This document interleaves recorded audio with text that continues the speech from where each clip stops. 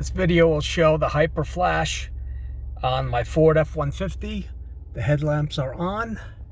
I will now put the turn signal on. Left turn signal.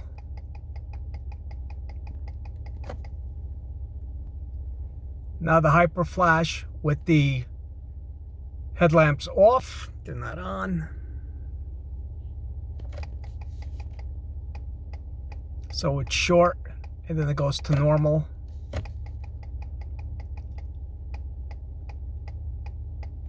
If I turn the headlamps on,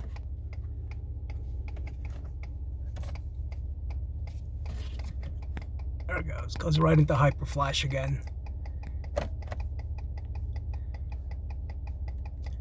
And that's the issue. I hope you can help me resolve this.